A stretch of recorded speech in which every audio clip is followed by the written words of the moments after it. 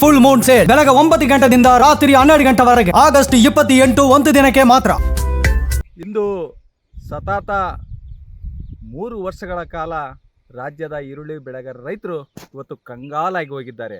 ಕಾರಣ ಮಾರುಕಟ್ಟೆಯಲ್ಲಿ ಬೆಲೆ ಕುಸಿತದಿಂದ ರೈತರು ಸಾಲ ಸೋಲ ಮಾಡಿ ಕಂಗಾಲಾಗಿ ಹೋಗಿದ್ದಾರೆ. ಈ ವರ್ಷ ಸ್ವಲ್ಪ ಏನೋ ಒಂದು ಭೀಕರ ಬರಗಾಲ ಇರುವುದರಿಂದ ಅಲ್ಪ ಸ್ವಲ್ಪ ನೀರಿನಲ್ಲಿ ಅದು ಕೂಡ ಸಾಕಷ್ಟು ಒಂದು ಎಕರೆಗೆ 80-90 ಸಾವಿರ ರೂಪಾಯಿ ಖರ್ಚು ಮಾಡಿ ರೈನ್ ಪೈಪ್ ಮೂಲಕ ಒಂದು ತುಂತುರು ಹನಿಯಂತ್ರ ಮೂಲಕ ಇವತ್ತೇನು ನಾವು ಈರುಳ್ಳಿಯನ್ನು ಬೆಳೆದಿದ್ದೀವಿ.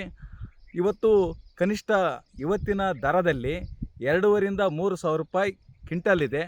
ಇದೇ ಥರ ಒಂದು ಸ್ಟಡಿಯಾಗಿ ರೇಟು ನಿಂತರೆ ಏನೋ ಒಂದು ಈರುಳ್ಳಿ ಬೆಳೆಗಾರ ರೈತರು ಇವತ್ತು ಒಂದು ನಿಟ್ಟುಸಿರು ಬಿಡುವಂಥದ್ದು ಆಗುತ್ತೆ.